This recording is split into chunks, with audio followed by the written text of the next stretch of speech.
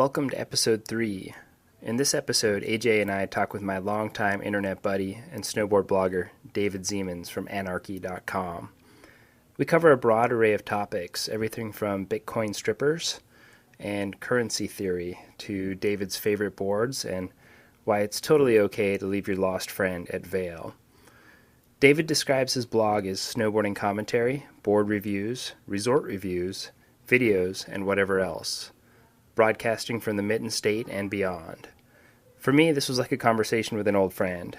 Funny how nowadays you can be friends with somebody for years on the internet without ever even having spoke. I'm so glad David, AJ, and I finally got to connect. Now we're even planning a trip to meet up at Seven Springs and Shred this winter. A few days after this conversation with David, he posted an article to a LinkedIn group that we are both members of, written by Ken Achenbach. He's one of the fathers of snowboarding out of Canada. And the topic of the post in the group was related to a person who was feeling stuck in life, stuck in his career, and he felt like he was not living his passion.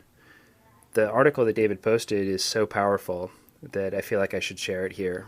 It's kind of funny how you can go from walking around with nothing but lint in your pocket and being totally stoked to walking around with a pocket full of keys and being totally bummed. It starts out simply and seductively. I'll just get this car so I can snowboard more.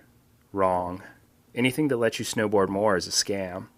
It won't let you snowboard more because you ride every day, and a car can't add days to the week. I'll just get this little night job so I can buy gas, you hear yourself saying. There's another key. Then your job starts making you miss sleep, so you can't snowboard as hard or as long as you used to. And you need stuff to wear to work. You need a place to change and store your stuff. Now you have an address. That's another key. Soon you have to get a day job because you're not making enough money at night. The keys start adding up. Now that you have a job, girls know you're not a total loss and you end up with a girlfriend. She wants you to hang with her once in a while instead of going boarding all the time. First she gives you the key to her heart, and then the key to her apartment. That's 2 more. You can't give her the key to your heart because snowboarding put a combination lock on it, and only your snowboard knows the number. Now you have a bunch of keys in your pocket. They're high-maintenance items. You have to take care of them. They're weighing you down. Snowboarding is slowly slipping away, and you don't even notice. One day, cruising to your full-time job that you had to get a few years back to make your payments on all of your keys, you drive past a guy on the corner with his thumb out and a snowboard under his arm. While speeding by, you start thinking about the guy you just passed. He looked like you used to. Snowboard and nothing else. As you pull into the parking lot at work, you can't get the hitchhiker out of your head. Your mind keeps wandering back. Pulling all of the keys out of your pocket and jingling them, you think about what you really want from life. Running back to your car, you reverse out of the parking lot and squeal a Rockford in the middle of the 4-lane highway. You've got to get away from your keys. You begin throwing them out the window as you blow down the highway. First to go is the key to the door at work. Then you backhand your girlfriend's apartment key out the passenger window. Flick. There goes the key to the storage unit. And then the key to her car. Flick, flick, flick. You feel better each time a key flies out the window and goes bouncing down the pavement at 100 miles per hour. You don't even slow down for the toll booth, paying instead with a tossed key to your office and the executive washroom. You have only 2 keys left. You unlock your house, run in, grab your snowboard, and dash out of the house. You leave the key to your house sitting in the lock on the front door. Whoever finds the house open can take it, and all of your stuff. You don't need it anymore. You jump back into the car and start burning rubber through all 4 gears back to the highway where you saw the hitcher. He's still there. You slam on the brakes. When he opens the car door, you look into his eyes. It's you. It's the life you left behind when you sold out. That's The Keys to Reality by Ken Achenbach. With that, let's jump into the episode. It starts off with AJ and I bantering while dialing into David via Skype. Welcome to the Not Snowboarding Podcast, a delightfully tasteful glimpse into the other side of snowboarding. Your documentation. Yeah. I need to learn how to write. I look back at my notes all the time and I'm like, you can't read them. What did you do? I don't think writing is going to be a thing in the future. I don't think you're gonna be. You won't have to be. I sent a greeting. I sent like a thank you card in the mail, like last week or about a week ago. I got one last week from Corey Springhurth. This kid, Skater. Lead singer in Old Indian. Okay, yeah. And you got married. Yeah, and it was for the 20th anniversary of Pitcrew, and it meant so much to get this handwritten note, and the fact that he called out that I set up his first skateboard ever, and I've had like a huge impact in his life. Like, I almost cried. Really? I was like, wow. I mean, I just made an Instagram post. How do you mean? For the 20th anniversary. Oh, okay. Yeah, I think I reshared something. Yeah. No, I did. I texted Tim and Malcolm, both. I texted Tim. Yeah. But I wanted something first. I was like, hey, can I get blah, blah, blah? Or like, oh yeah, by the way, happy. I was actually in there all like a good part of the day, and I forgot all about it. And then I saw something on my way out, and then I texted them like, oh, by the way, thank you guys. See, I think they should have had a big party. Maybe when they turn 21. That's what they're saying is 21. 21's a big party. I don't know. Well, Corbin wanted to have it at some strip club in West Virginia. Like at Pitcrew. Like, dude, we could do a party. Or maybe it was me. We could do a party in here for the 21st. Pitcrew is legal. And now we're having a big party there. Can you imagine that? That would be rad. We kind of did that for a while. There was a strip club called Legs that a skateboarder was the DJ. Yeah, I had a mini ramp in the back. Yeah. Troy. We'd roll in like upper 20s, and all the girls would be like, oh, Troy's little friends. Nate. David, can you hear me all right, man? I can. Awesome. Do you need a couple minutes, or you kind of... No, let me just go down to the office.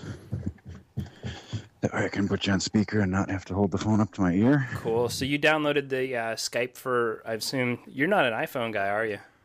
No, I've got a Samsung. Gotcha. Hold on one second here.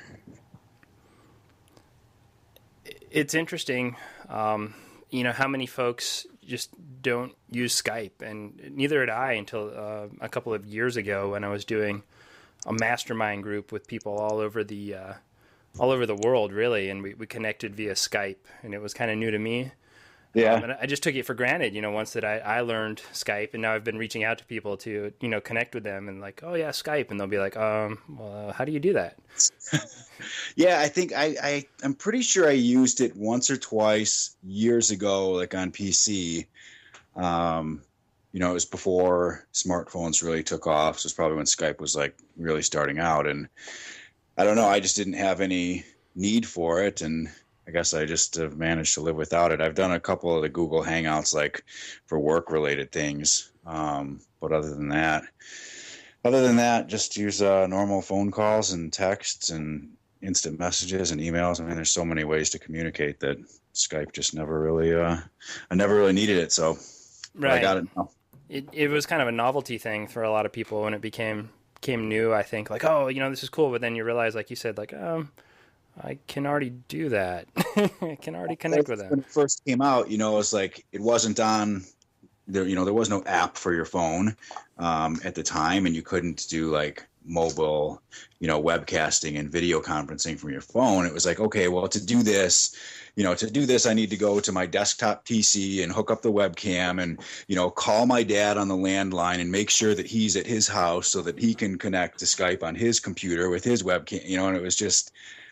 You had to jump through a lot of hoops to get anything out of it. And, but yeah, technology's come a long way. You can do a lot more with it now. I'm probably behind the times on it. So yeah, now you just buy your new iPhone and FaceTime and you're good to go. Yep. I'm just not friends enough with anyone to like have to Skype or want to Skype. Like there's no one like we're that close to be like, all right, like let's Skype. I'm like, I can, whatever. I'll text you maybe. Right. David, that's my buddy, AJ Lawson. AJ's a longtime friend, really good snowboarder.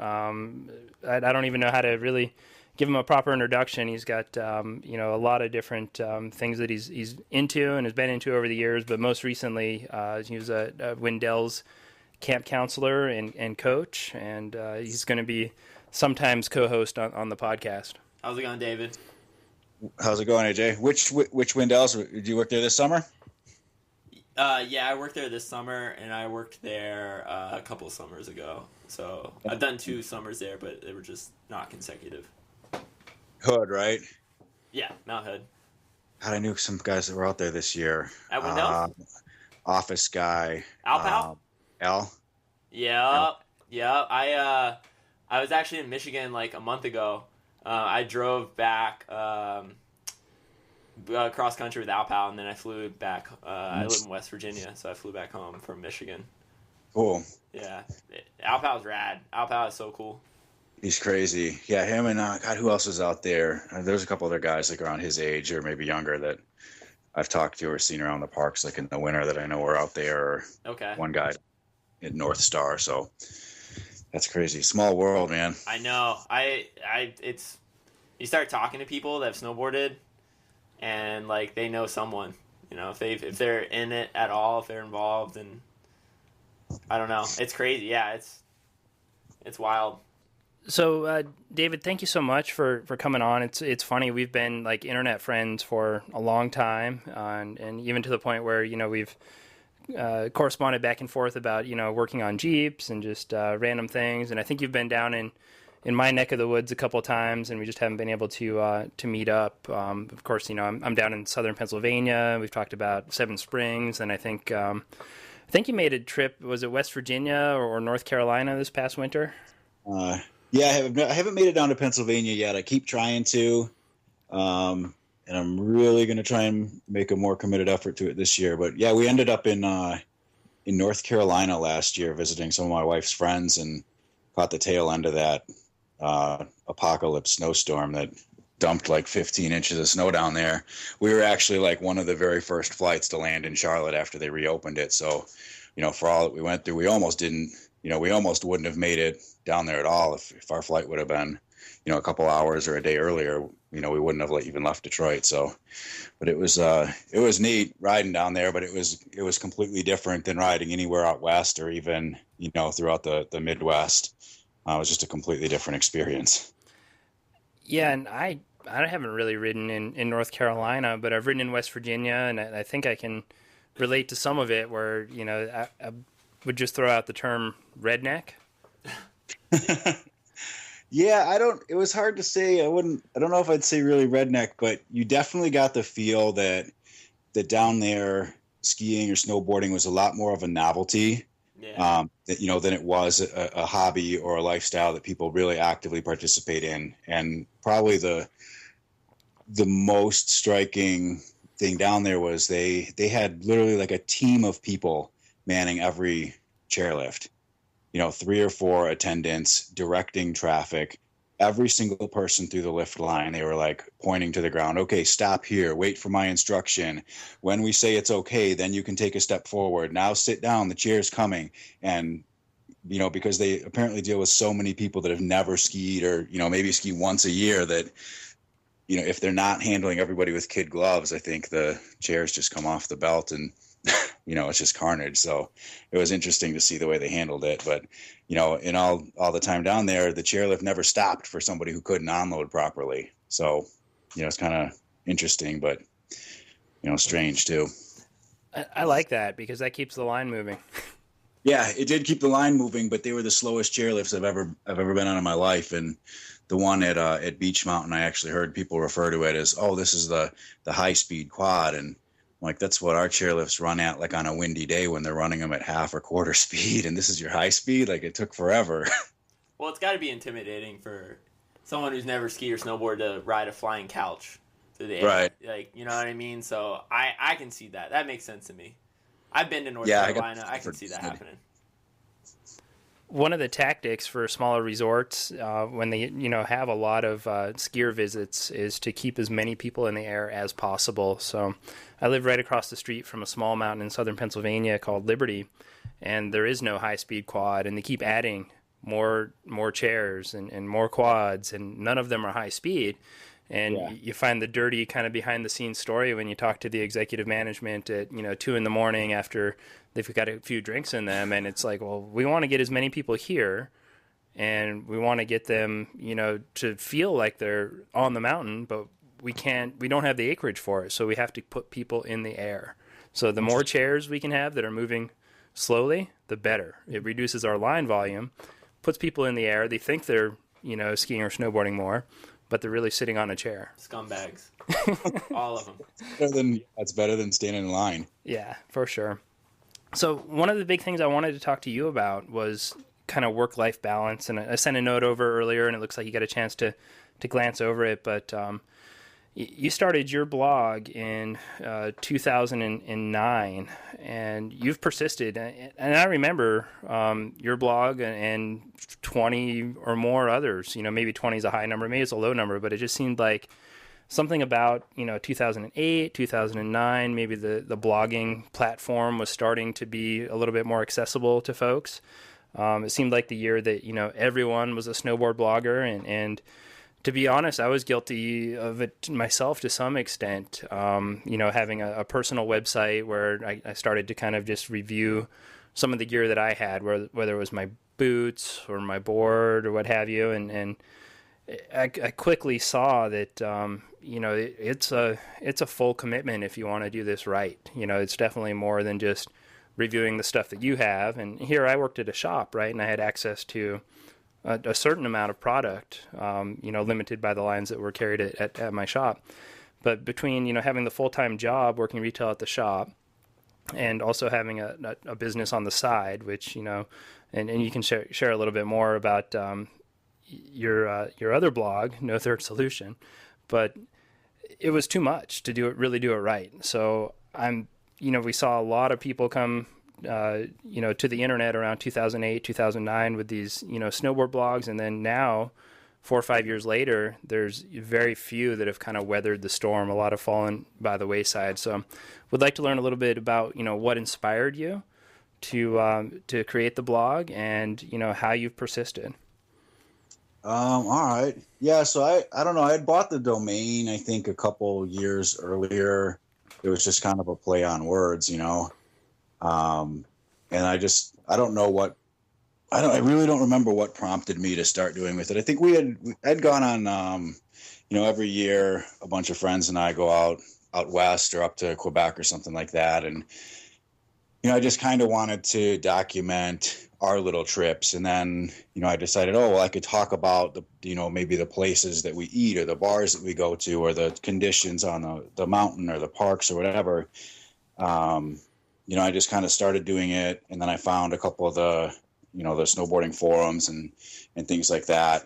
And I don't want to say I was a super serious snowboarder. I was riding a lot more than the average rider, even at the time. But it kind of, once I started getting more involved in it, then it got me more involved, if that makes any sense. It kind of rekindled this passion that I had when I was a kid, when I didn't have the money or the means to get to the hill or to do the things that I wanted to do.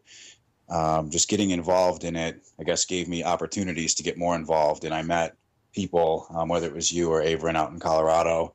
I've met a number of people, and and I have people that I can talk to, or people that I can catch up with, when I travel places, which is neat. But I met a friend on one of the forums who was local to me. He worked at a shop.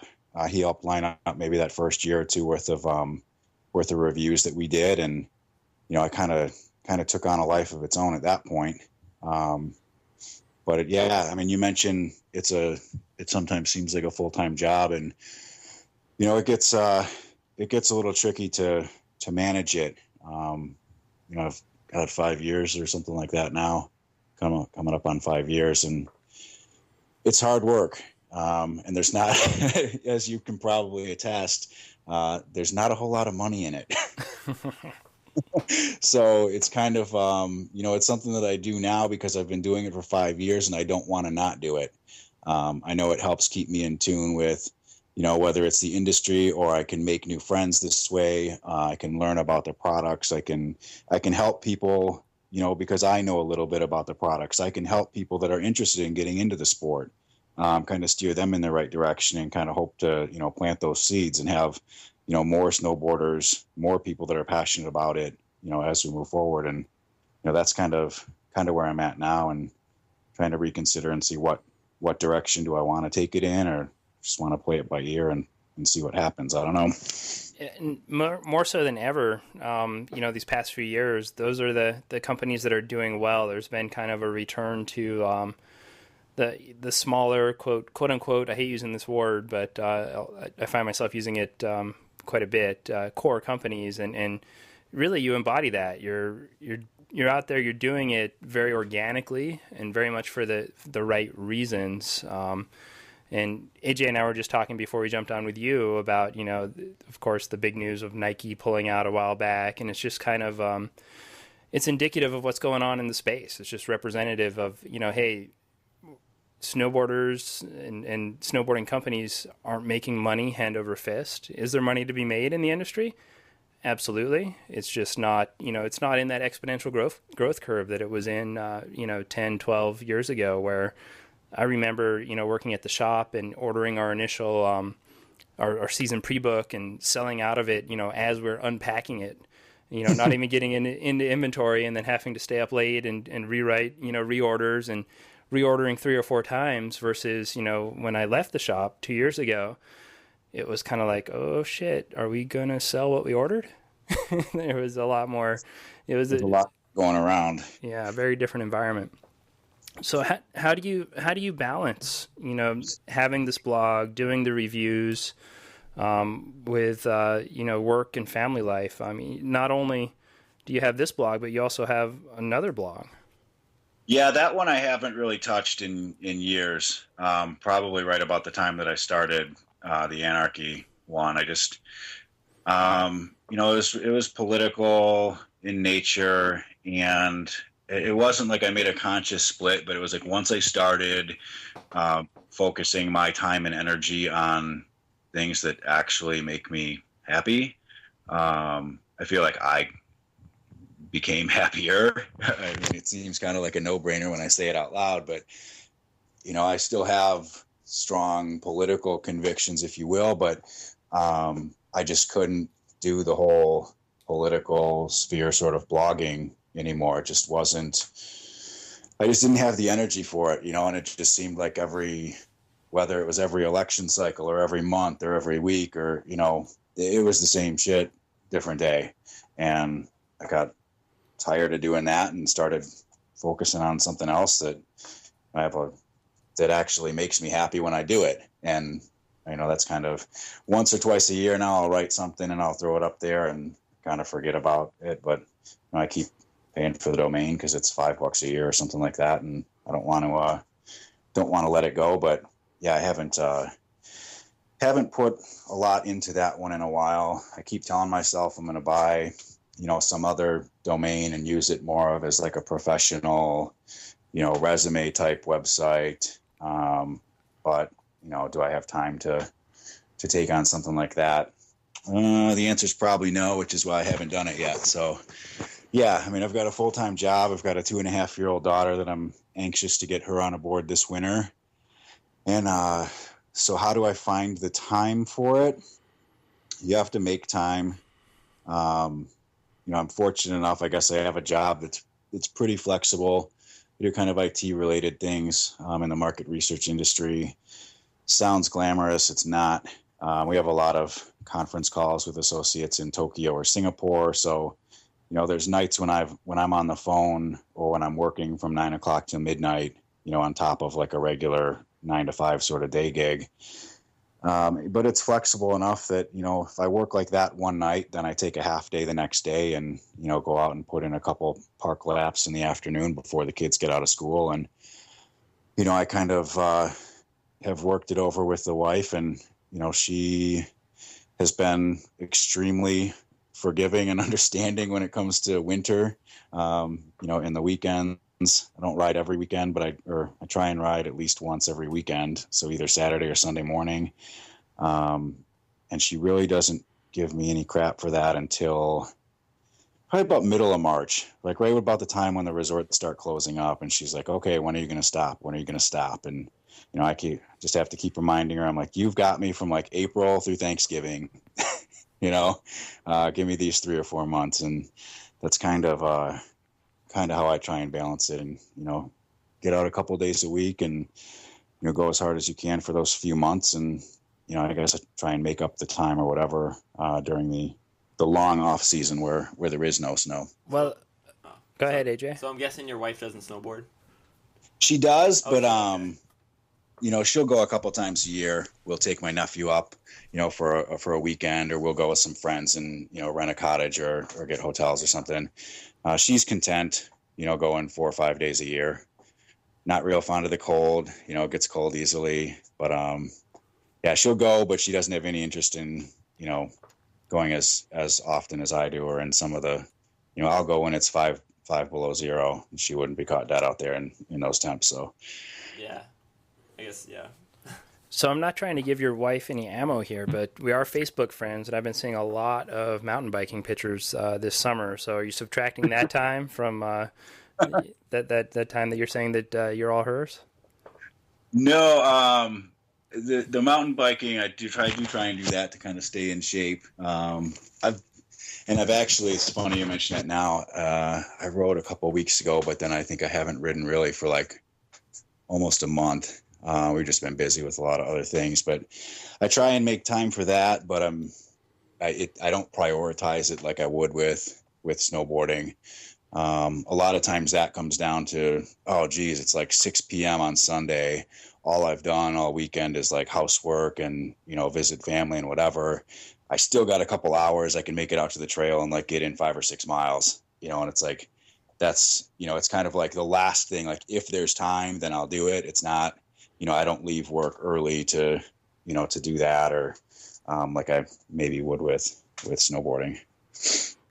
Gotcha. So going back to your kind of political leanings, I'm very interested in, what you would call yourself, if you would classify yourself. And before we jump into that, I'll just caveat this with saying that I've been on a news diet for years, and the majority of my news comes from stuff in my Facebook feed, and I try not to even click on or read a lot of it. But when you post something up, you're like a major source of news for me, because I feel like it's unbiased, or if something that's not in the mainstream media. I get news 2 ways. It's either coming from you or a couple other of my peers that I feel like kind of have a good finger on the pulse of like what's real news, or right. Something is such front page news that it's like the missing Malaysia flight. Something where it's like Ferguson took me a good week before I realized like, oh, people are still talking about this. I better learn about this a little bit, because it's not just like the daily water cooler thing where, it's just whatever happened over the weekend. So what would you classify yourself as politically? I don't know. Where would I fit politically? I grew up, I grew up, and I would say probably like my first real political ideology, I would say, is libertarian. And that's just more of I still identify that way. But then you get into this whole debate about like, what is a libertarian? Are you a libertarian party libertarian? Are you really a libertarian, or are you like basically a conservative? There's this whole other wing of anarchism and like the anarchist, like individualist philosophies, and I feel like I have a lot in common with that. And even on the, but then that tends to go a lot farther to the left than people would traditionally consider, at least in America. Libertarian is often more aligned with, right-wing sort of politics. So it's a little bit, it's funny, man, because I've got friends that are dyed-in-the-wool Democrats, and they'll give me shit because, oh, you're just a Republican hack. But then, I've got friends that are, pretty diehard Republicans, and they'll say, oh, you're just a commie, you're just a socialist, blah, blah, blah. So I don't want to say that I have all the answers, but it's hard to really pin it down, I think. And if you're like me, you're looking at both of them like, you guys are pretty much the same. But you're not. Yeah. I think that's what it comes down to a lot of times, is there's not, the two major parties that we have, they differ, but not really significantly, and not really on issues that, really matter.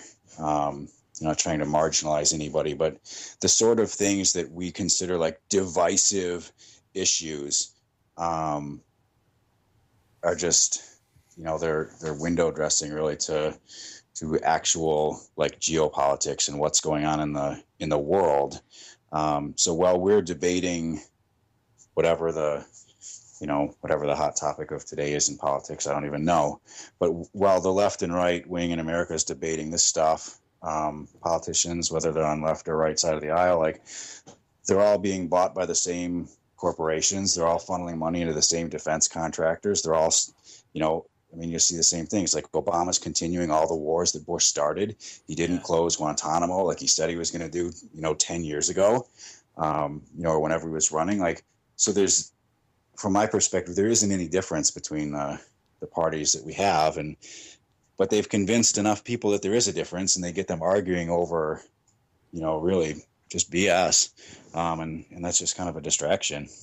I don't like the whole like looking at it like a team thing, like, well, I'm winning points for my team, or it's like competitive, when I don't think like policies and issues like that are competitive. Like it's real people's lives that are affected. So like, why split up in like a team? This like isn't sports, There's like, the people that lose are really gonna lose, and people that are winning are like been winning for a long time, and they play. It's almost like they play by different rules. So right. Like, I like feel pretty apathetic. I think like I try to be aware, but mostly I feel like apathetic. At least until there's like campaign finance reform. I feel like that's like the only thing that until the probably more apathetic than I used to be. Yeah. Or maybe pathetic, maybe jaded is more apt. Like I said, I try to stay at least reasonably informed, and I kind of know what's going on, but at the same time I feel like it doesn't really matter. There's enough people that don't know what's going on, and they outnumber me. So it's a tough question. Can you really sway the majority? I don't know. I'm just trying to be happy being a good person, and as well as I can do it. And I just, like I said, I got to the point where I realized like I can spend all this time and energy like writing about these things or trying to convince people, but most people can't or don't want to be persuaded. And when they do, more often than not, they'll kind of find their way to you. It's hard to attack people and then try and get them to admit that they're wrong. Do you really they are? Sorry. Do you find that a lot of snowboarders feel that way, or like more apathetic when it comes to politics? Because I think there are certainly like organizations like Protect Our Winners. I think could be almost like a political thing, or at least like seen as a political thing. Like, well, obviously, if you are a supporter of Protect Our Winners, you understand that there's a thing called climate change or global warming, so you would probably want to support policies that would lessen one's impact, I guess, or or look for renewable resources or whatever. Support maybe more of a left wing ideology that would focus more towards that. Do you find that do you ever talk to other snowboarders about their politics, and like if there's if they lean one way or the other, are they mostly apathetic, or has that ever come up? I don't. There's a good use of social media, I suppose. I don't really see people out to talk about those things specifically, but all of that stuff is out there on Facebook. So I feel like I can see or get a pretty good picture of what somebody's philosophies or leanings are, just by seeing what they're putting on Facebook or Twitter.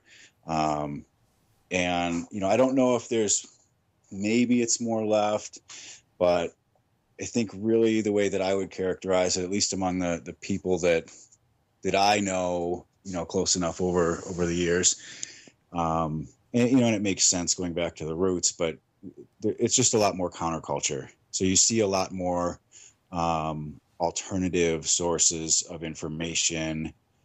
You see a lot more things to kind of buck the status quo. So even if these people even if they would consider themselves, nominally a Democrat or a Republican, and maybe they voted for Bush or they voted for Obama, but there's still a good part of them that's saying like, okay, yeah, I know this is kind of effed up. And here, look at what's going on in Ferguson. It's like the snowboarders that I know on my feed.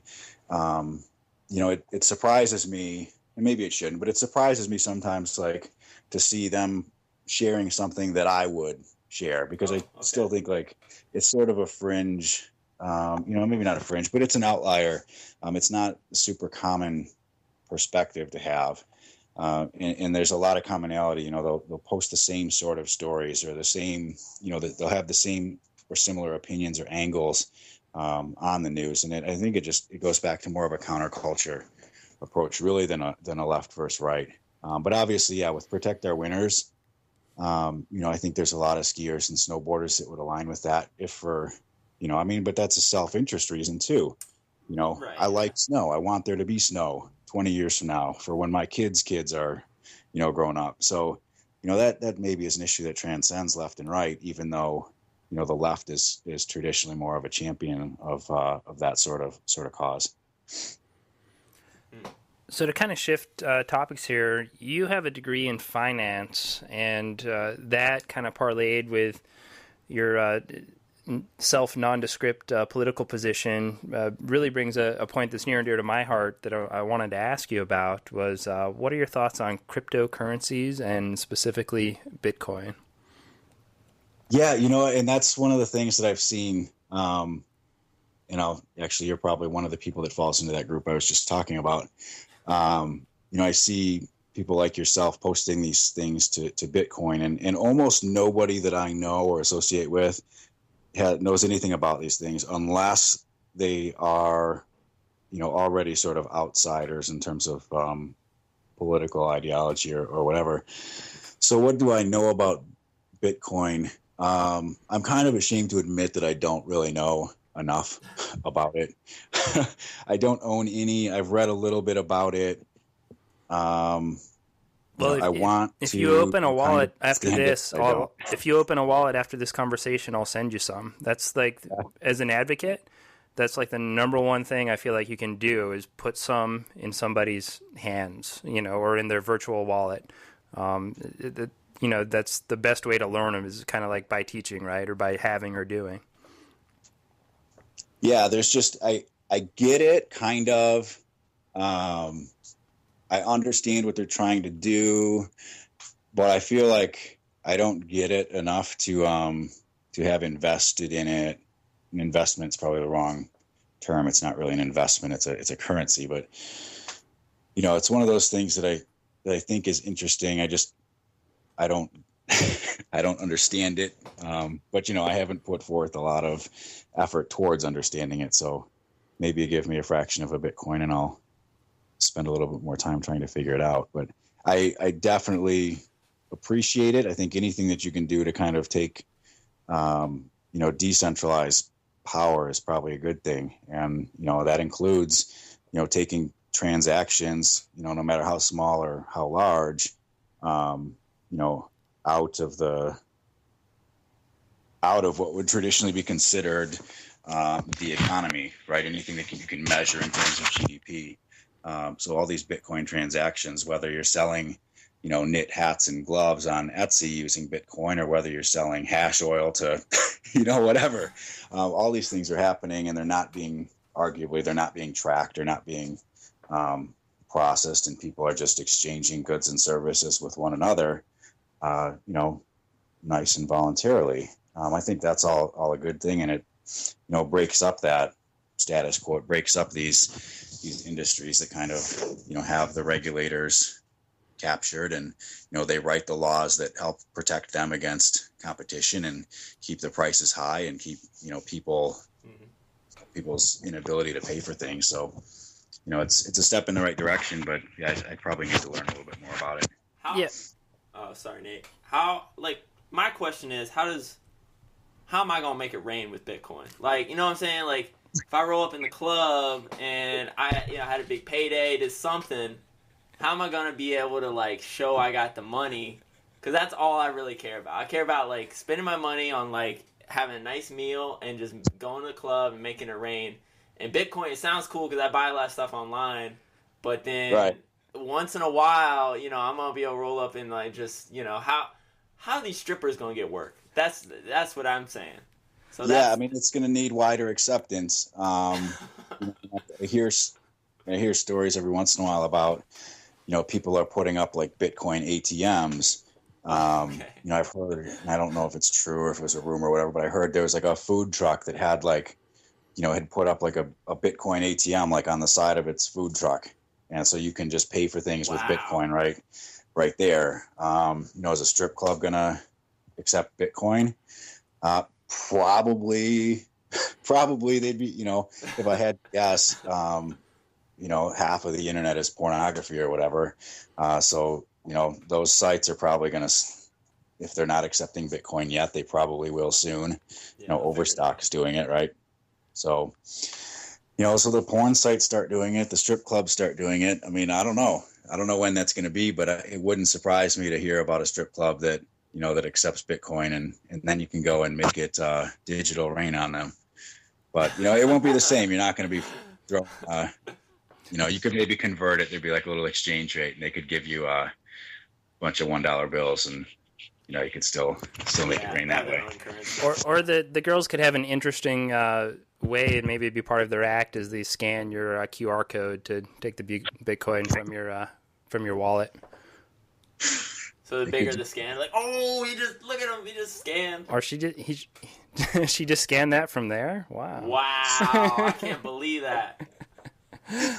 I think for me and my infatuation with it, and the reason that I like to talk to people about it, besides having you know, $500 in Bitcoin, or roughly, you know, more or less over the past couple of months here as the price has gone down and down, is that I've always been infatuated with the thought of what is money. Money is what you believe it is.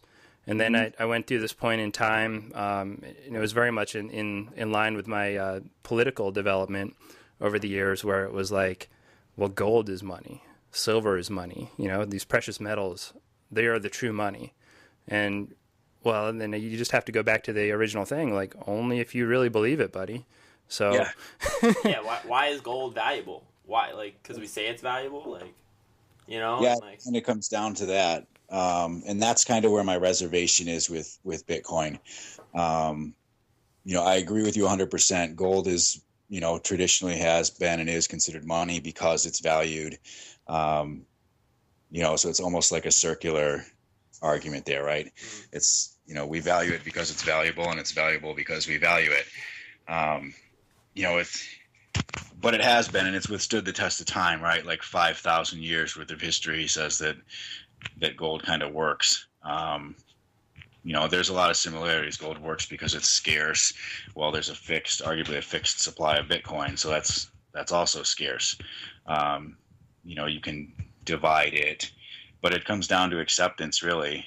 You know, and that's, you know, I don't know. There's something tangible, something about gold, you know, that it's tangible, and you can always hold it in your hand, and it's there. But you're right. That doesn't make it money. The fact that people accept it in exchange for goods and services is what ultimately makes it money. So, you know, that's where, like I said, I'm a little bit stuck on Bitcoin. That fixed. I want to get it, but I'm still having this hurdle over the whole. I can't hold it. Yeah, go to Coinbase.com and open a wallet and send me your wallet address, which seems a little bit sketchy to me, right? You know, you're putting basically like your account number out there online, and this is like oh yeah, it's totally cool, it's totally secure, don't worry about it. It's just this long string of numbers, like a URL, and oh yeah, you can put it anywhere, don't worry about it, nobody can take your money from that.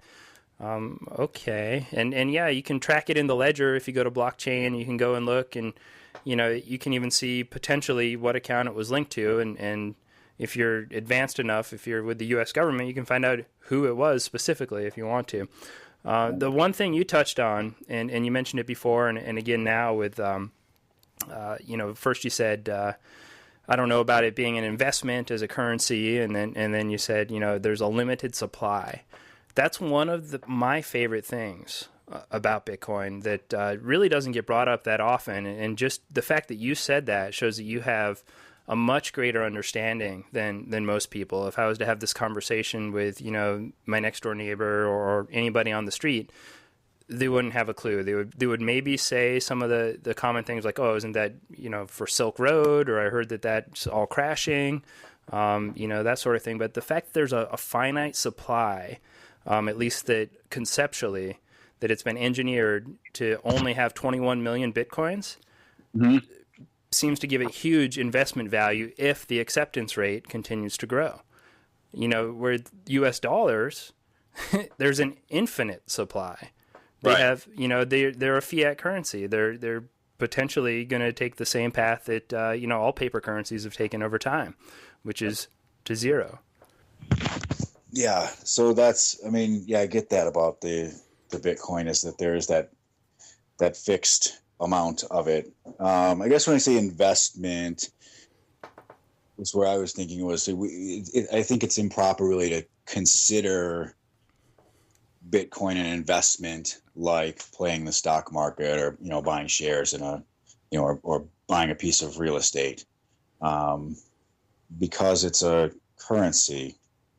Now, is it going to fluctuate in value, like more or less? Yeah. At some point it's going to stabilize. Hopefully if it works out, it's going to stabilize. And then, everything that I know about economic policy says once that happens, it should have like this mild deflationary effect. And, because no more can be created, in the long run, prices on everything are going to generally fall. Technology is going to increase. We're going to be able to get more throughput with the same, inputs. So I think of, can you make money on it, and have people made money speculating on Bitcoin? Sure, you can, but I wouldn't. That's not the approach that I would take. If somebody's a casual observer and says like, what can I do with Bitcoin? The last thing I would recommend to them is consider it, something that you can speculate on and maybe make money. You need to think about it like using it as a currency, and that's where you're going to get the value from it in the long run. Sure, and I honestly I disagree in the short term. I think that given the acceptance rate growing, I think that you'll see these wild price swings where, there's Bitcoin millionaires that were kids that 2 and 3 years ago were mining them on their computer. Basically using their computers like drones, and now they have equivalent to millions of dollars in US dollars in Bitcoins. Yeah, I don't know like I said, I don't know enough about it really. But I think for the average person, you need to think about it as an alternative or as a competing currency. You can absolutely get lucky and make some money on it, or probably play things the right way. But for the average person, I don't think it's going to be no more successful than the average person trying to play the stock market, which, you're going to meet people that have made money playing the stock market, but, the average person is never going to beat the market, over any length of time. I see people, like, I like cash for a lot of reasons, but I see people, like, when to buy online, like, people love buying online, right? And people, like, and just are so comfortable, like, using their card and stuff like that. But then, cash is backed by, like, governments. Like, the euro is backed by, like, a big organization, or a big, like, group of countries that, I guess there's something to that. I guess people are more trustworthy. Like, the U.S. dollar is backed by this huge government, the Fed, the Treasury. I actually don't know what I'm talking about. Maybe you can actually, like, but you know what I mean? I think people buy into the idea, like, oh, wow, this is backed by something that's pretty big. And with Bitcoin, I think, like, the volatility has maybe scared some people. So I can see, people being excited about it that, like, can get into it and, like, understand, like, okay, yeah, like, this is the future. This is, everything's online. It makes sense. But then a lot of people are like, even me, I'm like, well, I would prefer to have something tangible and, like, something that seems like it's backed by something, at least for now. Like, that's all I care about is the now. or the immediate future. So, well, the tangible thing is in it. I don't know why this thought just hit me. I guess we've thrown that word around a couple of times. yeah. I'm certain I'm the farthest thing from like one of those doomsday preppers, probably. But at the same time, you kind of have to think like, yeah, you could have like billions of dollars in the bank or, in Bitcoin or whatever. But like, let's say the zombies come and like overrun civilization, right? And we get essentially blasted back to the Stone Age. Yeah. You know what's going to be worth money then is like Levi's jeans, cigarettes, and whiskey. And clean water. And clean water. Clean water. Once you got clean water, you want tobacco. You want tobacco, denim, and whiskey because like those are things that like people have always wanted. They're sort of like that first level. You need the denim just for like workwear. Then people want the cigarettes and the whiskey as like, escapes, right? And you look through like any society in the world, and they all have booze. And it lasts for more or less. It lasts forever. Same with denim. So you talk about like getting blasted back to the Stone Age, you're going to want non-perishable items that are actually, consumable goods or durable goods in their own right. But then that's a completely different problem, man. It's like, what do you do once the world collapses? Well, I don't know, man. I hope we never get there. I hope we never get there. Right. You're absolutely right. And my wife's a financial advisor. And as I've been through, different stages of infatuations with whether it was gold, silver, or now Bitcoin, and she would always say the same thing: you can't eat Bitcoin. Yeah, that's why I'm diversifying. I'm doing $8 bills either. No. Similarities for sure. So David, I think you're about my age. How old are you? 34. I have to think about that now. I'm old enough. I can't remember sometimes. Yeah, I'm in the same boat. I'm 36, but when somebody asks, it's like in my mind I'm perpetually. Well, first I think I'm 16, but then I think like 25 maybe at the most. But 34 years old, you've got an extremely successful career and multiple blogs that are successful. A family that will let you go snowboarding. Kind of on your own terms up until the end of the season anyways. If you had to look back and if you could have a conversation right now with your 18-year-old self, what would you tell yourself? That's something I've thought about that a couple times. I don't know. There's a lot of life lessons that you learn by the time you're 30, 34, 36 years old. And maybe you'd tell some of those things to your 18-year-old self. But at the same time, I was 18, and I don't know if 18-year-old me would have listened to 34-year-old me. So I don't know what I would have really told myself. And part of the reason why I don't really try and go down that road too often, because I think about, well, what if you had gone back and done this differently? What if you didn't go to this college? What if you didn't go to college at all? What if you did something else? You're examining everything, and then you're faced with, the reality that life as you know it wouldn't be your life. You'd have something completely different. And I'm happy where I am, so I don't spend a lot of time thinking about, maybe going back and doing things differently. Spend a little bit of time, enough to kind of get to that point and know that like everything would be different. I wouldn't have what I have. Maybe it would be better. Maybe it wouldn't be. But, I feel like I have to, you play the cards that you're dealt, and, you make the best with what you've got. So what I tell myself that, without getting too philosophical about it, man, I don't know what I would say. That's okay. That's a very fair answer. And I've kind of gone down that path personally and thought, on the surface, the very first thing would be like, buy Google. And then invent Instagram. Yeah, right.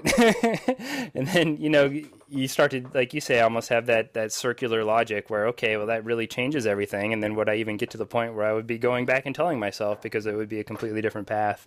Right. Maybe a better way to frame that up is, if you were to meet somebody looking for direction, what book would you tell them to read? What book would I tell them to read? AJ just wrote down the Bible and half jokingly put it over in front of me. I've never read the Bible. I've read parts of it, but I've never read the entire Bible.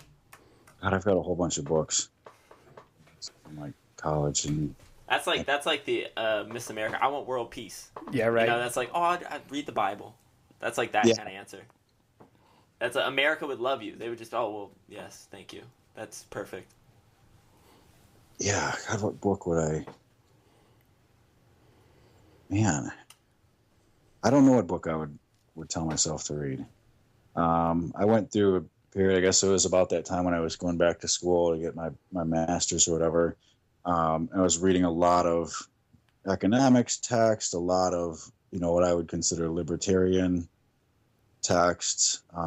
So many of them, man. I mean, I've got a couple hundred books probably on the shelf upstairs. I've read most of them, or most of them. They've all got pieces that were helpful, in kind of shaping who I am, philosophically and, intellectually, whatever. I don't know if I could pick one, and a lot of them are pretty dry. You think about things that are, like I said, I read a lot of books that the primary topic was economics. But when you take it in light of everything else, it kind of changed perspective. But taken on its own, like some of these books probably wouldn't do a whole lot. If all you said was like, sit down and read this one, well, without the broader context, I don't know if it does anything. Right. Sometimes I think about, this is kind of going back to the previous question, what I tell myself. But so when I was in high school, like I had this fantasy, like I wanted to go to University of Montana. Don't ask me why I picked that one, but like, it didn't have anything to do with the program, didn't have anything to do with like, I want to be a veterinarian and they have a good like vet school, or I want, I was like, I knew that like University of Montana was like right there. Was that the one in Bozeman or whatever, or Billings, wherever it is? Yeah, it's in Bozeman. But I knew that was like right near Big Sky. And I had a friend that had gone out to Big Sky like junior year in high school and was like, dude, this place is awesome. Like, you've got to come out here. So I was like, I'm just going to go to college there. Well, my parents didn't think that was a good idea. Understandably, they looked at it and said, well, you're not going to go to class. You're just going to skip school every day and go snowboarding. So stayed in state, went to regular college, and, instead I skipped class and like drank beer. So joke's on you, mom, dad, right? Which, I think about things like that, and maybe that'll answer the question in a sense. I went to college and did the college thing and, probably drank too many beers and made other poor decisions and whatnot. And I would have, I think back on it now, I was 18, 19, 22 years old, probably in the best shape of my life physically, even despite everything else. Like that would have been a great time for me to spend, even just to do it once and like take a semester off or take a summer and go dig at, Mount Hood or something like that. But I wasn't thinking about things like that at the time. So maybe I would go back and tell myself, something like that now. I'd be like, dude, look, when you're like 35 years old, you're going to wish that you would have done something like this when you were 18, or 21. Because once you're 35, like you might have a job and you might have money, but, it's funny, man, you realize like once you have a job and that, you can buy anything, but you can't buy a lot of things, you can't get away. You don't have the time, to do some of the things that, don't really cost a lot of money to do. You just need to let yourself go out and do it. So I would have done some things differently, I guess, and maybe ended up still here. So you're saying don't read books, don't go to school. You're saying stay out of school and just do what you want, do some hood rat things, go snowboarding, go skate, do whatever. I don't want to say that. It worked out. Yeah. It worked out, but yeah, I'm not saying don't read. Actually, I would tell people to read. I don't read enough. I should read more. Even just like fiction or non-fiction's I never remember which ones. Fiction's made up. Non-fiction. But yeah, I mean, I don't know. I think you should read books, but I wouldn't pick out one. And, should you go to school? Yeah, you should go to school. And, I would have, if I had gone to Montana, like I probably would have tried to go to school, but, I know it's going to snow there. But instead of skipping class to like go to the bar, I would have probably been skipping class to go do something like physical and active, so long run, skipping class to go snowboarding or mountain biking is probably better for you than skipping class to go party, right? Well, they all have their unique experiences for sure. The partying one just has, potentially immediate near-term and long-term negative effects, but, so does snowboarding potentially if you get in like some kind of physical accident. Have you ever accidentally, or AJ was getting me over there. Have you ever made it back to Big Sky? Have I? Yeah. I know that was kind of like the destination. Have you gone out there to Montana to check it out? It's funny. No, that one, it's on my short list, but it's one of those places that's, it's not a major airport. So there's, flights into Montana are twice what they are, flying into Denver or Salt Lake City. It costs a lot more to get there. And I've just never always ended up somewhere else, especially if I'm traveling with, a bunch of people or always trying to go somewhere where there's something going on. And I know that I'm sure there's some sort of nightlife or whatever in Montana, but it's not going to. Nate's shaking his head no. Nate is saying absolutely. Nate grew up in Montana. The funny thing is, man, I was looking at Montana recently. It was like a year or two ago. I was trying to figure out where we might go. And I was looking at, all the listings for like condos or houses for rent on VRBO. And what I saw was, December, January, February, March were like reduced, like off-season rates. Like they literally acted like there was no tourism there in the winter. And that apparently summer is like high tourism season. Whereas if you go to like Summit County, or some of the other places that are traditionally considered like ski areas, ski towns, it's almost the opposite, right? You're going to pay like through the nose January, February, March. But you're going to get rooms like on the cheap. Dude, you want to go to Breckenridge and like stay there in like June, you probably find like a 1-bedroom condo for $100 a night. In Montana, it was the opposite. It was like you could find those condos for $100 a night in February. But if you wanted to go in June, it was going to be 3 or 4 times that much. So, maybe Montana will go back on the list. But, like I said, now I've got friends in places now. So it's like, as much I want to go somewhere new, but I also want to go back and see people that I've met in the past. And I also like going back to, ski areas that I'm somewhat familiar with, because you don't spend, a whole week just trying to figure out where you're at and how to get from A to B and then have to get back on the plane and go home. So yeah, you can waste a week getting to know like Vail or some of the Tahoe resorts with, all those long traverses. You can, it's Thursday, Friday. I feel like I finally know how to get around this mountain without spending, the whole day just on a cat track. Yeah. And it's time to go home. Yeah, it's a chore. I mean, we were out in Colorado 2 years ago with a couple of friends, and as it always happens, like somebody gets separated. Somebody gets separated from the group, and we had gotten there, relatively early, and we're like trying to make our way back to like Blue Sky Basin or the Back Bowls or whatever. And Zach gets lost from us, and he keeps calling like the cell phones, and we check the phone when we're on the lift, and he was trying to be like, man, wait for us, or wait for me. I'm like, dude, like you have no idea where you are, and I have no idea where you are, and I don't know how to tell you how to get here. Like, if we catch up with you again today, we'll see you. If not, like, just ride, man, have fun. Like, talk to somebody on the chairlift, make a new friend. Like, but neither of us should be spending half the day trying to find the other one of us to like ride together. Just go out and ride, because you can get completely lost in places like that. And if you spend the whole day trying to reconnect with your friends, and man, I just say screw it, and I'm gonna make my own fun. You got to pick your friends carefully. I've had some friends get pretty butthurt over that attitude before, but I'm like, hey, I'm in Vail, or I'm wherever. I've got to be a little bit selfish right now and enjoy this, as opposed to spending the whole day playing, hide and seek or near miss and phone tag and text tag and all that bullshit. Yeah.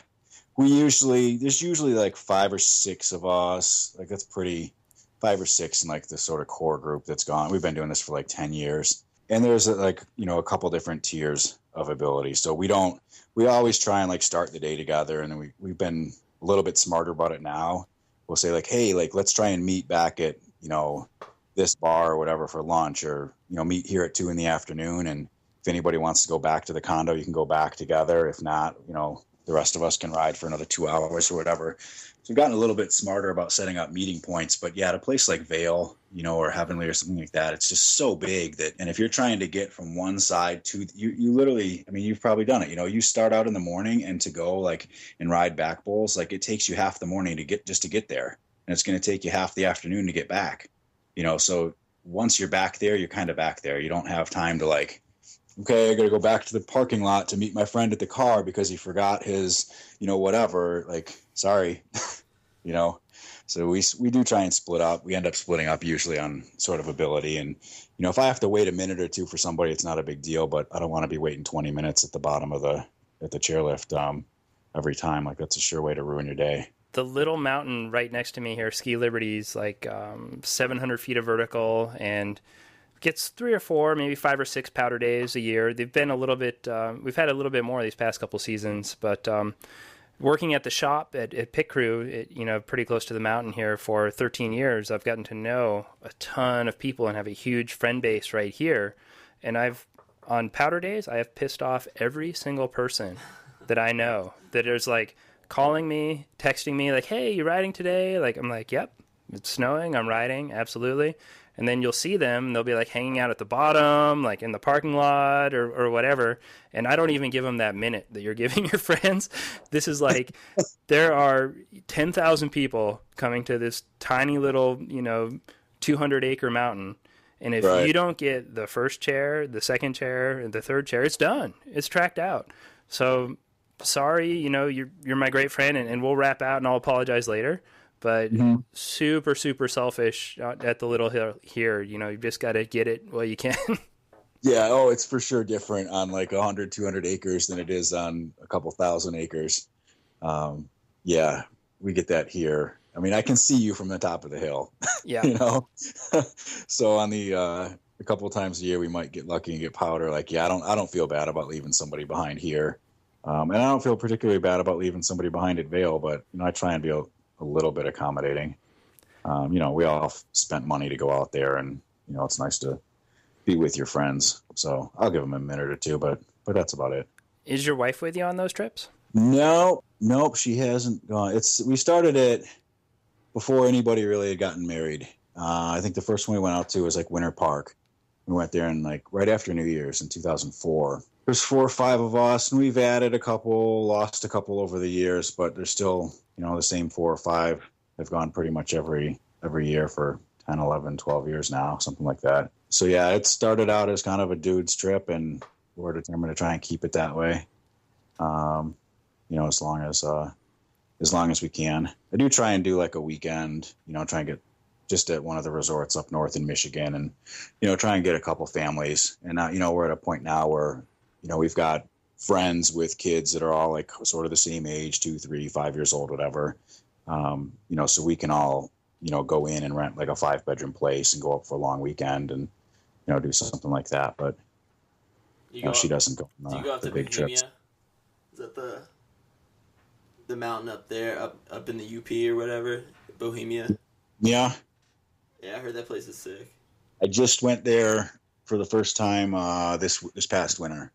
I found out about that place a couple of years ago, and man, that was like Moby Dick for me, man. It was like I wanted to get there like every year, and something always came up. A couple of years ago, it was like a real bad winter. Like there's hardly any snow, in the Midwest, or it was 45 degrees every day or whatever. Something else like last year, or I guess it would be 2 winters ago now, I was supposed to go. My buddy Mike was going to go, just the 2 of us were going to drive up there because it's like a 10-hour drive from down here. I could almost be to Killington in the amount of time it's going to take me to get there. So he texted me like a week before we're supposed to go. He's like, yeah, my boss yanked my vacation. He's sending me down to Memphis. got to like onboard a whole bunch of new call center people. So it's something like that came up, or like one year, like one of their lifts broke. They only have 2 lifts, and then they didn't even open till like January, like 15th. And we were supposed to go like the next weekend. And I was like, dude, there's not going to be any snow. Well, then it snowed like 24 inches on like Thursday, and we'd already canceled our plans. And, so finally went for it this year. And it's legit, man. It's small compared to anything you'd see out west, and even a lot of stuff out east. I think it's just under 1,000 vertical feet, but it's a unique little place. And, they do one thing really, which is kind of that more advanced / expert terrain. And that's all they do. And they do it pretty well. And it's bare bones, the accommodations. You're literally like hours. You're actually hours from civilization up there. It's like, it's remote. Like we were up there for 3 nights, and, I didn't have my cell phone literally didn't work up there. And I'm on Verizon. Like, I get coverage almost everywhere. And, even at the top of the mountain, I'd have like maybe 1 bar.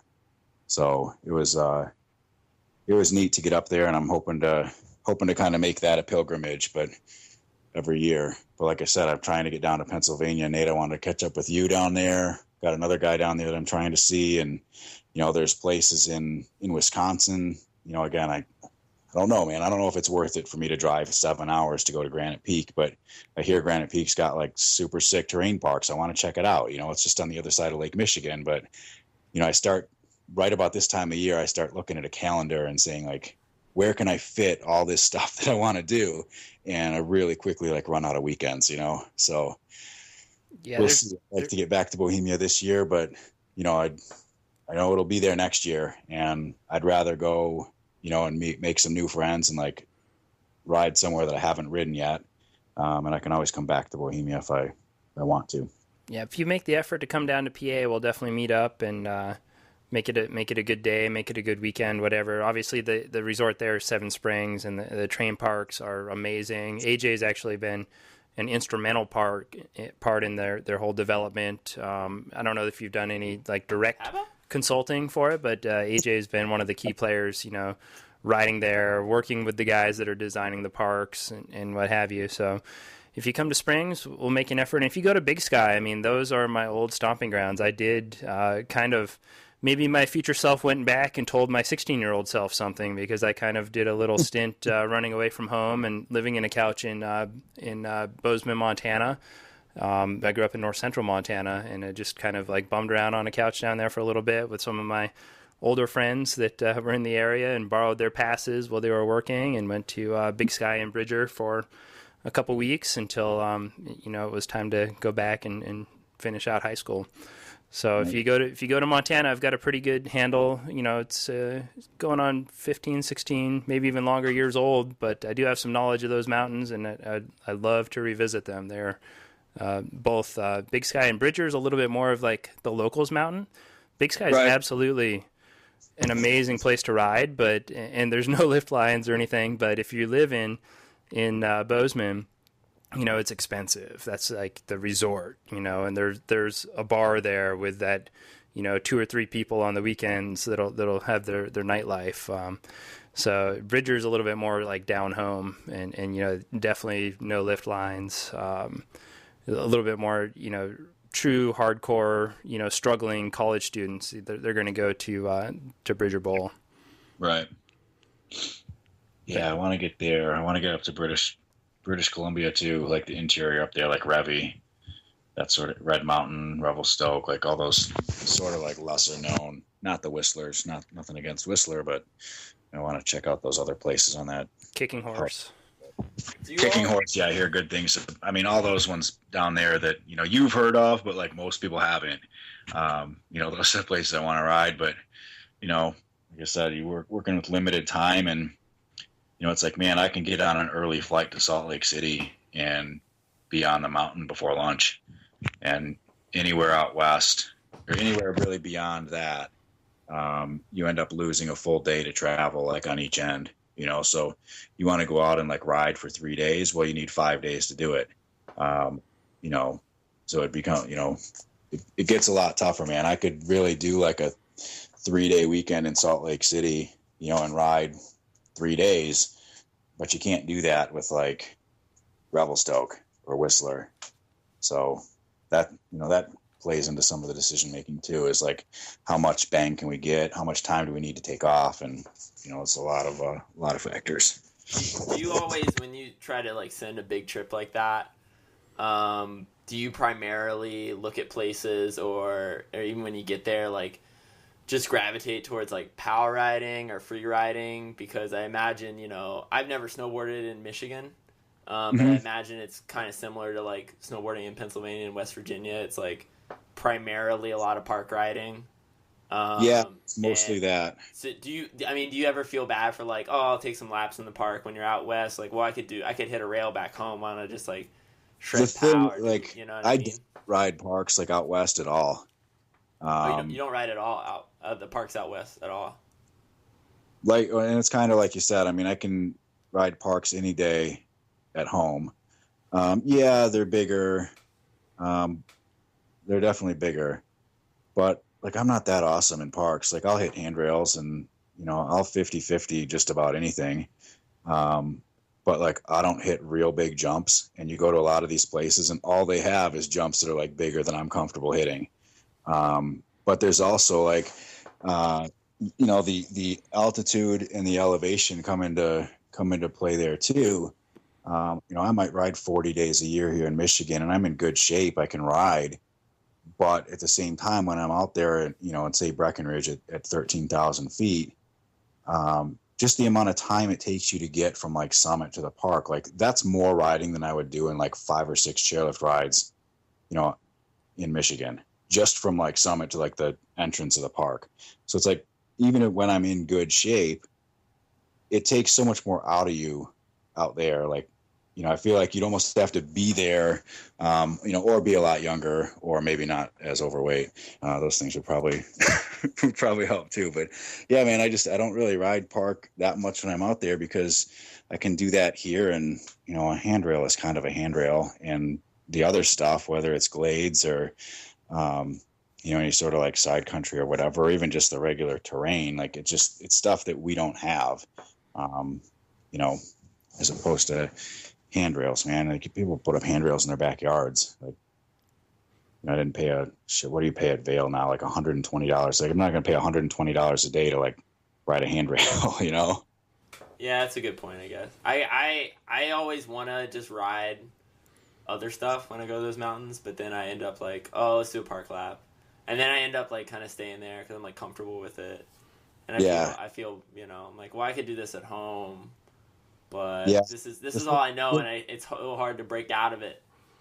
I get a little intimidated, man. I'm not going to lie, because a lot of times, I know they have like beginner parks out there, and they usually have several different stages. But man, like the features are all way bigger, and everything, you can hit everything way faster, and the talent, just the regular Joes out there, are so good, compared to. Right. The average kid who's like, the average kid who's doing like swivels on like a butter box in Michigan or whatever. Swivels are still cool there? What's that? No, they're not still cool, but people still do them. I think they're coming back. I think people are ironically are going to be doing them. But then they're going to be like, that's kind of cool. Like, they're not going to know if it's cool or not. They're like, oh, is this a joke or is this like in vogue now? I think they're coming back, and people aren't going to know if it's like, you're supposed to be making a joke, or if it's like, oh, that was serious. Oh, wow, you did it on, Right.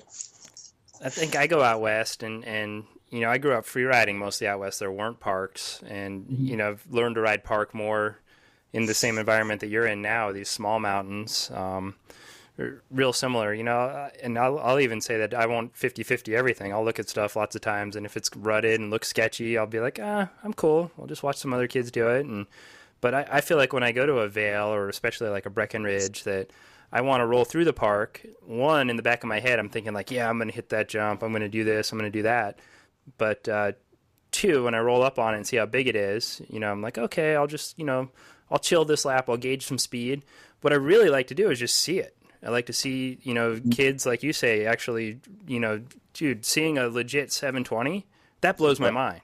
Like that wasn't happening when I grew up. A 360 was like the move in the 80s and early 90s. Remember when there was a time when, like, if you could do like a front rodeo, you could be in the X Games? Absolutely. Absolutely. Like 94, 95. Like that was all it took. Yeah. So I'm easily impressed. So I'll roll through those parks, the large, the medium, the small. I want to see all of them. And even on a powder day, I'll roll through, and that's some of the best. If it's, starting to get tracked, that's usually some of the best untouched snow on the mountains is the sides of the parks. I killed two birds with one stone. You're getting fresh tracks and you're seeing what's there. You're not always seeing it getting ridden on a powder day, but you're seeing like these massive, jumps and just cool, really architecture. People have spent all kinds of time designing and building these, and they're, in some cases it's stuff that you've seen in videos for years. They're kind of building the same setup again and again. So it's almost like I equate it to like going to like a historic skate spot, something that I've seen in videos for a long time. Like, oh wow, we're going to FDR. I've been looking at this, forever as they've been building it, and now I'm here. It's just kind of like you get a feeling like, wow, this is cool to see. And then there's that depressing feeling like, oh, I just rode through the park and there's nothing I could possibly ever hit here. Like you take the one chairlift at Bracken, it goes right past like the super pipe. Or when I was out at Vail for the Open a couple of years ago, and you're basically going right up next to the slopestyle course, and those things are insane. The super pipe too. Like, we don't have anything like that in Michigan. God, I think there's one half pipe in the state now. There used to be. Everybody stopped making them, 5, 6, 7 years ago. It just cost too much money and not enough people use them. But the one that we have now is like a 6-foot like hand dug pipe, and I'll ride that. Not real good, but I'll ride that one occasionally. But man, it's like I roll up and I can't ride a 20-foot transition because there's literally nothing even like close to that I could ever practice on, and I'm not going to spend half of my vacation like learning how to ride tranny, like that big. And so that's the other thing. Like, I love seeing people do it because, like you said, it's something that you don't necessarily see at your home hills, and it's kind of neat just to check it out.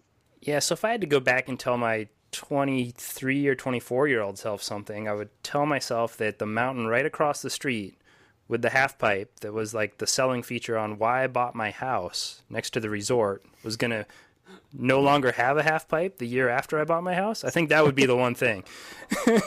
I was, so psyched to be a homeowner, and like, yeah, that was probably the linchpin in the decision for me to actually purchase a house was, hey, I can walk right across the street and there's a half pipe, and you're going to learn how to ride half pipe really, really good. That's going to be lower impact. You're getting older. You're not going to be hitting boxes and rails.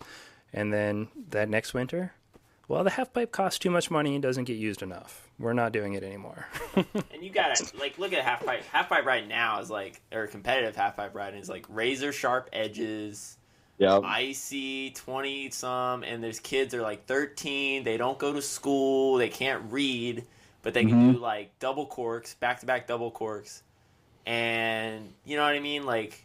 I like all the mini pipe stuff. I like all that. That's pretty rad because that's like what a normal half pipe used to be. It was now we call them mini pipes, but it was just the half pipe. It used to be normal. Yeah, I think that'd be cool to have more of those, and just be more metal. And even like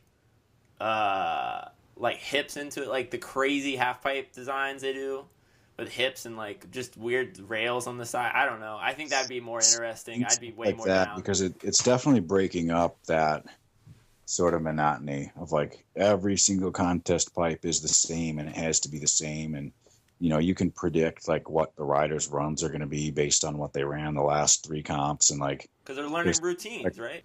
Yeah, sorry to cut you off, David. Yeah, that's all right. Yeah, but yeah, it's like a routine they're doing. It's like gymnastics. That's exactly. I mean, but that's what it is. It's like almost it sounds like a derogatory statement, like, oh, we're just making fun of like pipe jocks, but to each his own, man. If that's what you want to do, like, that's cool, but like, don't tell me that it's not a gymnastics routine. It is. Right. Like, I'm not knocking it, but it's just not my thing. So, David, where can people find out more about you, more about your blog? Are you on Instagram? I know that you're on Twitter. Yeah, I'm on Instagram. I think I'm on Twitter. Yeah, I'm on Twitter. Yeah, we got a Facebook page, kind of all over that sort of social media map, and that's where I'm at. What are the different monikers for those? Everything's under the Anarchy name, AGNARCHY. In hindsight, I probably would have picked a different domain, but like I said, I bought it as just kind of for shits and grins, and it was a little play on words, and I realized like when it started picking up that it's it's hard to tell people that because they want to misspell it, and then you have to like spend 30 seconds explaining like, no, this is what it is, and get it? It's like gnar, like shred the gnar, and they're like, oh, that's clever, but no.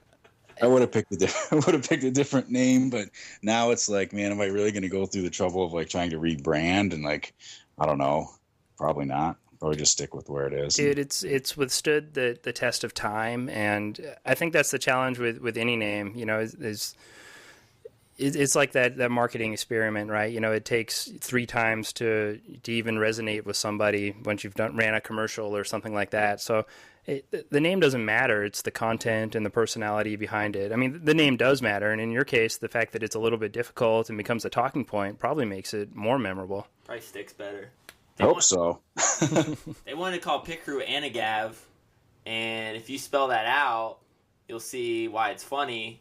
And I think they should have done that. So sometimes, you know, the first one, I think you should have I like it. I like the name.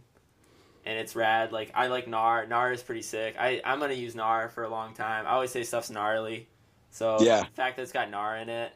That's another one of those words, like swivels, man. It was like, that was a word that was so not cool to say for a while. And then you just started saying it to be like ironic or like clever. And now it kind of like came back and people use it now. Which I kind of like that. It's like a counterculture thing too, like anarchy, like it's like that's the you know, same kind of vein, like, oh yeah, like fuck the system, like. So I like it. That was the play. I mean, that was the sort of pun, the pun that I was going for.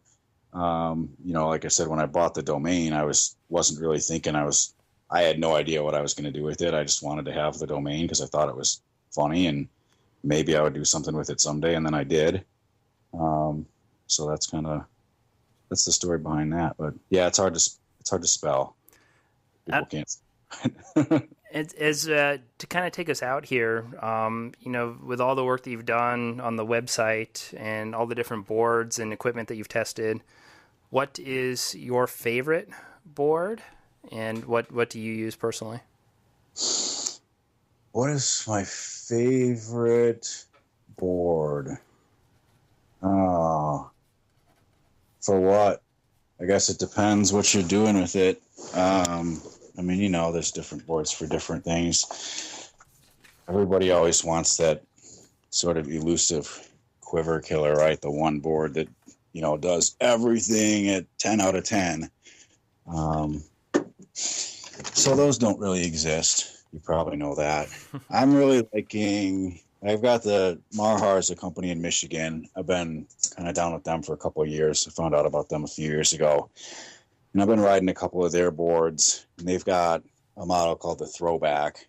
That's the one that's pretty much my daily driver right now. It's about a medium flex. It's, reverse camber. It's got a little bit of that sort of edge tech. Like the arbors and the libs, so it kind of balances out that reverse. It's got a little bit blunted shape. It's not too soft to ride all mountain. It's not too stiff to ride in the park, and that's kind of what I ride, just cruising, like, because I know I can take it just about anywhere. That's probably my favorite one right now, but I like for different conditions, maybe I'd pick something else, but that's probably would be my number one for now. And I actually talked with the New Jersey sales rep for that company, and Anthony? Yeah. So, based off of almost what we were saying before about, worried about the names and what have you, I see this new company, new to me, pop up called Marhar. And he's a younger guy, and he's, kind of just getting into the repping game. And I owe them an apology, to be quite frank. I said, I don't know if you really want to go with Marhar. That's going to be a hard sell. I mean, they're a new name to the game. The name just strikes me as a little bit weird, but I've heard nothing but good about them this year, and would be really interested to get on one here sometime. Yeah, they're doing good things, man. Like a couple guys, I think they both have day jobs too. I'm not sure. I'm not super close with them, but I see them a couple times a year, and I know at least if they don't now, they did until very recently. But they're putting in the long hours, and they build a couple of real good snowboards, and they're clean, they're finished well, and they ride the way you want them to ride. So, and they make them pretty much, not in my backyard. They're on the other side of the state, but it always is nice to be able to support a local company if you can too. So that's my recommendation for now. Absolutely. I see they're on your website. Is that like, did you put them up there because they're like the homies or they're local, or is that like an ad? Yeah, no, those, I don't think I run any ads. I might run an ad every once in a while now, but, I put theirs up there just because I like them. Okay. And same with People, the skateboard shop, People Skate and Snowboard.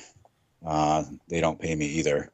But that's fine. Like, they're a good shop. Like, that's where I go to get stuff. I know the owner, Ben, is a real cool guy. So those are always, those brands and shops that I like to support. And, I like to recommend those to other people. So I put those up there just kind of to help them out. And, hopefully it does help them out a little bit. And, we'll see. So is the website, I mean, those are only really the two ads that I've really seen. Is it just financed through yourself and through your day job? You don't really like generate it's not a whole lot of expenses to running a website. Registering a domain is pretty cheap. Server space, I actually lucked into that. My dad had a web design company, and he leases like racks of servers to like support that. So I actually I don't pay anything for the server space, but even that is like pretty minimal. And I could probably support that with like AdSense or something if I needed to. But if you're talking like $20 a month to run something like that, like I wouldn't, I'd probably just pay it out of pocket. I ran ads like a couple of years ago, and it's something I might consider doing again. I did a couple like affiliate things. I actually made a tiny bit of money with like GoPro affiliate links when that product first came out, the first generation like HD. But then they come out with a new one like every year, and it's like I can't market this stuff. I can't be dropping $500 on a camera just so that I can have it to do a review to like try and get sales, and I couldn't keep up with that. I ran AdSense from Google for a couple of years, and it just doesn't like. You don't make that much money, and it was like I might a couple bucks a month here or there.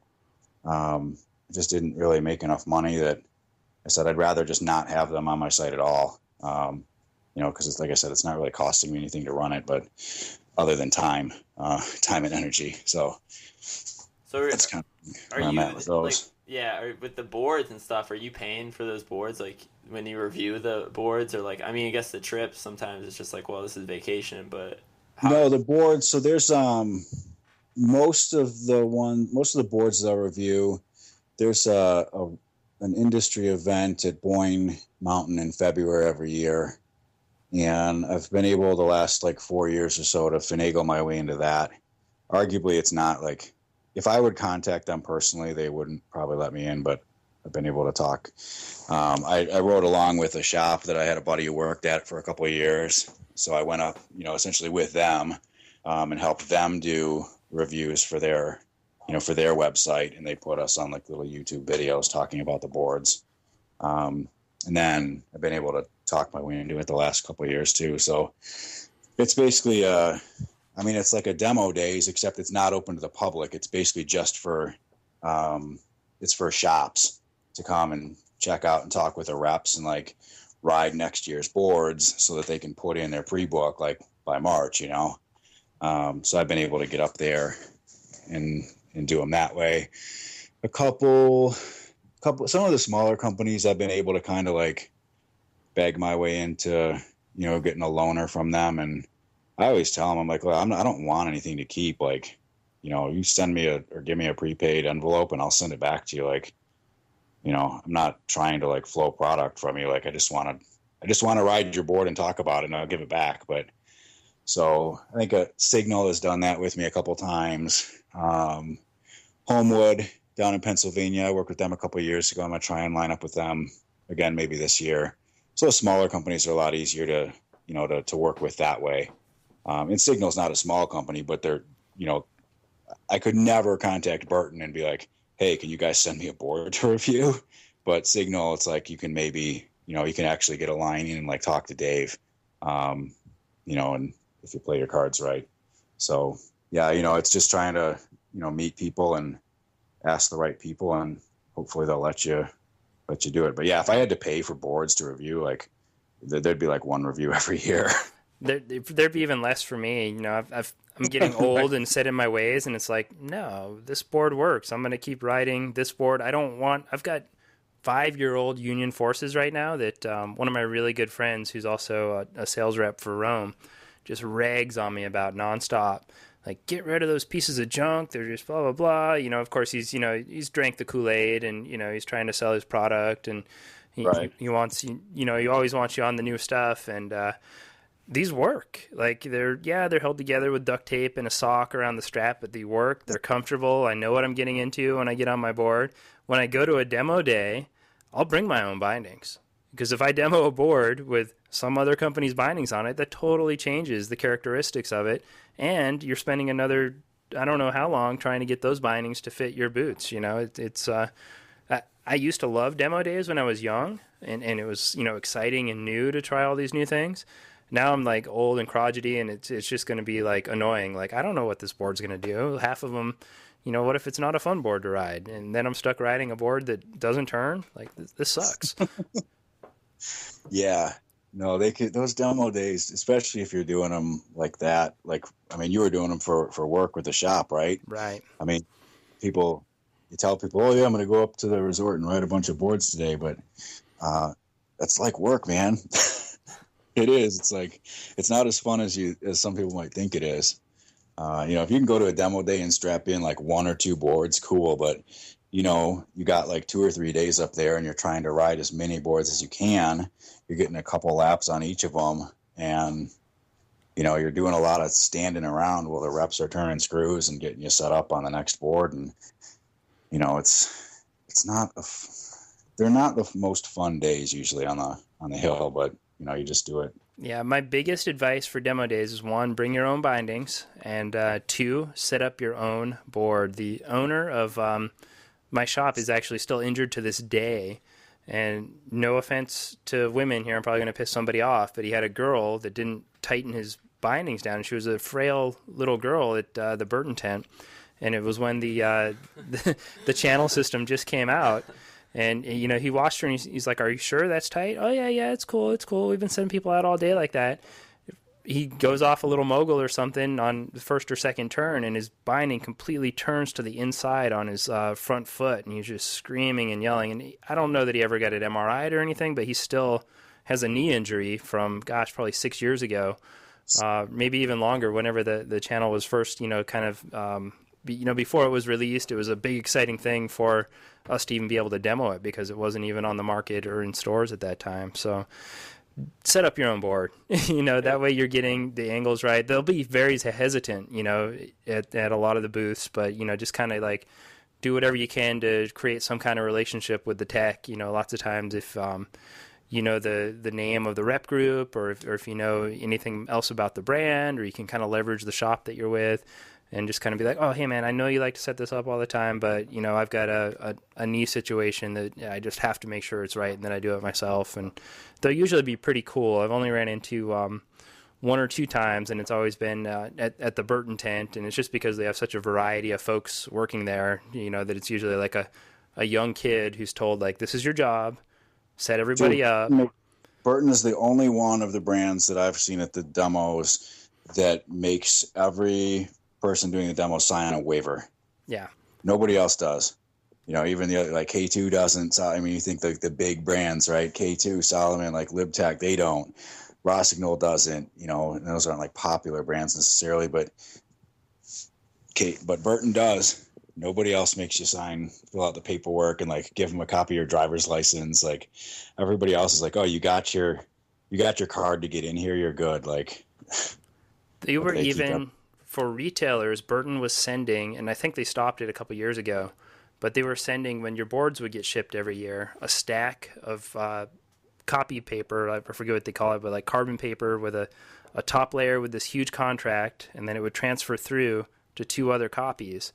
And it was all about, if you buy this board, you're accepting responsibility. And then as a retailer, we were supposed to save a copy. We were supposed to give a copy to the customer, and we were supposed to, like on a weekly or monthly basis, send the copies back to Burton. And it was just like this huge hassle, because when you're selling a snowboard, it's a long process. If somebody's coming in for boots, binding, and board, and you're going through all this stuff, and then you're in the payment process, and oh, by the way, sign your life away. Yeah. You know, that could honestly be like a hurdle, or kind of like a deal breaker. People all of a sudden get like what? I've got to read this 3-page contract now to buy a snowboard? I mean, right. I bought a mountain bike. There were no worries. It just seems like they're a little bit too concerned about some of the litigation. I mean, I've never heard that, but I believe it. You know, I believe it. But yeah, that would be a turnoff for sure. So, dude, thank you so much for your time today. It's been awesome talking with you, and we'll connect this winter, whether it's springs or I'm up for an adventure this winter too, and would love to get up into the UP. So, you know, kind of ping me and let me know when that trip starts to come together. I'm looking to get a little bit of a slide-in camper for the pickup and do a road trip this year. Right on. Yeah, springs would be good. I think that's only like 6 hours for me, which really isn't. I mean, I can get up early in the morning and be there, you know, on the same day. It's just like going up north a little bit further. But yeah, if you're down to road trip even up to Bohemia, we'll try and work something out for sure. Yeah, I'm up for an adventure for sure. And I'll put links in the show notes to the website and all your social media, and even the guys at People and Mahar Snowboards. All right, appreciate it, man. All right, David, have a great rest of the day, man. Thanks, Nate. Thanks, AJ. Thank you, David. See you later. See you guys. Bye. Thank you for listening to the Not Snowboarding podcast. To hear more episodes, go to www.notsnowboardingpodcast.com. Thanks for listening. We made a deal on the last episode that if the podcast gets 25 5-star written reviews by the time that this episode launches, that I would release the picture of 11-year-old me in full rollerblade gear. Thankfully, we didn't quite make it to 25 written reviews, but we got really close. We're in the low 20s, actually. And I thank you all so much for the reviews that you did leave. The reason that I'm asking is that I would love for this podcast to hit the new and notable page in iTunes, and there's only a very small window of time for a podcast to be able to achieve that right after it's launched. So I'll make you a deal. I'll release the rollerblade picture if we can hit 50 written reviews by this time next week. 50? How are we going to do that? Just take 2 minutes right now and go to your computer and leave the review. Or, if you have a good friend who snowboards and would enjoy the podcast, share it with them and ask them to do the same. There's other ways you can help the podcast as well if you're so compelled. Just subscribe in iTunes and or like the Not Snowboarding podcast Facebook page. Next week, AJ and I have an enlightening conversation with Mikey Bassich, where we talk about dropping out of a helicopter onto an Alaskan peak while taking a selfie, and we cover the roots of 2-for-1, the golden ratio, and his new Kickstarter-funded book project, Self-Portrait. Until next time, peace and pray for snow.